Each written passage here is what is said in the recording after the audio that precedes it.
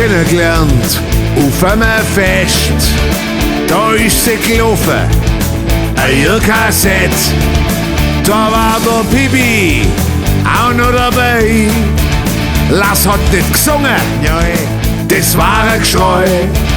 Und 40 Jahre später, kurz reflektiert, hat er in Landkart einmal studiert. Ich mach's euch einfach und frag einfach verbal. Ich frag mich immer, wer ist schon normal? Ich frag mich immer, wer ist schon normal? Hin gar nicht gemerkt, dass da ein Flecken fehlt, der aber für uns ein Haufen zählt. Und nachher du unser Städtle sind, jetzt schimpfen ihr über unser Schwäbisch Gmünd. Ich bin mir sicher, ihr meinet's gar nicht bis. Ihr wollt halt spielen und das weiß ich ganz gewiss. Ihr stellt das Bier auch wieder ins Regal. Ich frag mich immer, ist das nur normal?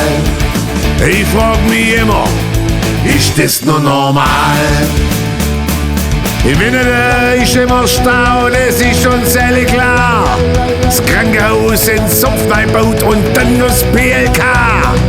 Auf dem Sofa liegt bei mir immer noch ein Kranker.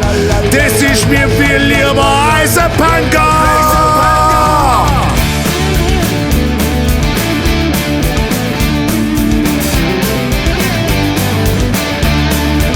Jetzt Schluss mit lustig, alle sind immer Freund, wenn sich's Rimstal mit dem Ostalbkreis vereint.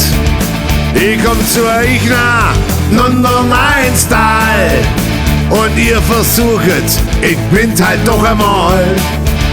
Ihr wisset schon, dass ich von Schondorf komm, aber auch, dass ich jetzt in Spreutbach wohn.